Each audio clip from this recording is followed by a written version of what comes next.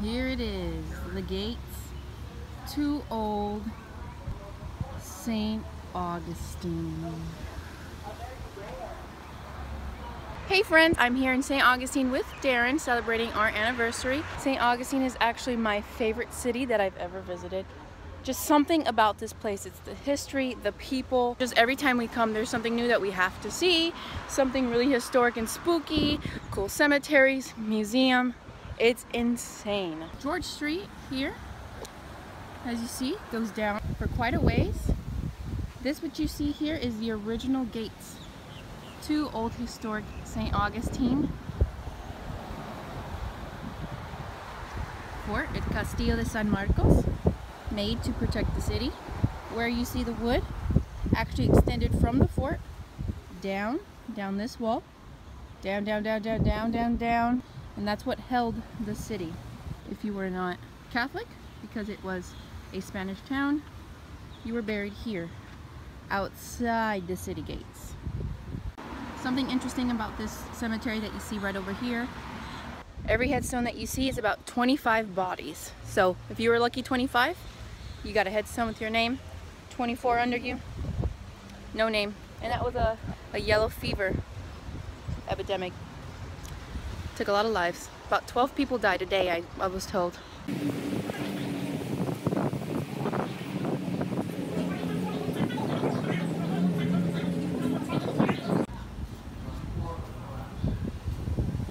Okay, this wall. So most of St. Augustine is made with something called coquina. This is not coquina. This is, what is it? Tabby. Tabby? Okay, like a tabby cat. There's a longer name for it, but it's tabby. It's man-made. Yeah.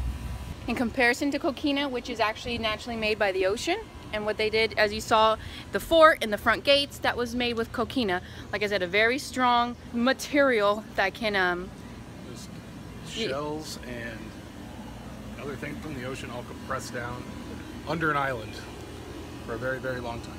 Exactly. And this is man's version of it. This stuff is mainly oysters and cement.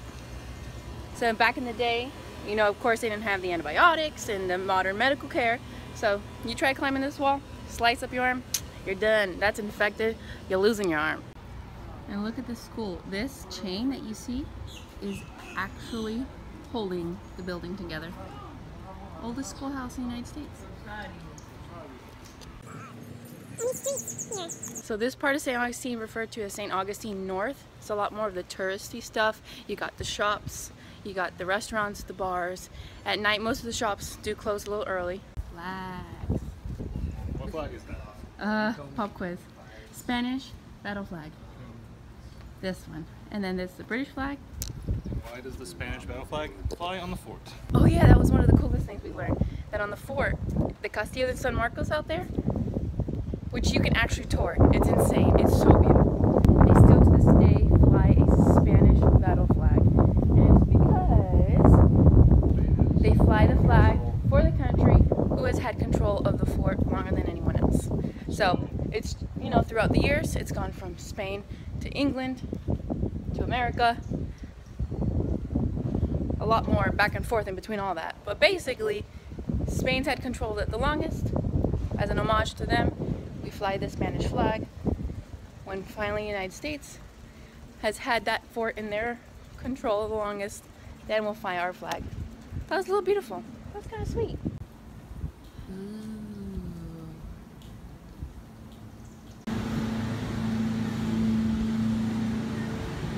And if you're into old buildings, there is an abundance of old buildings. Okay, now we're coming up on the plaza. So basically the plaza is a central, kind of like town center of old St. Augustine. This is where they would gather. This is where they would have, you know, any important information they needed to get out to the citizens would be here. Any place for your shops, markets, beheadings, you know, deaths, which, you know, back in the day, that's their entertainment. So this is where it happened. This is their downtown. Standing on it, like here. It was right here.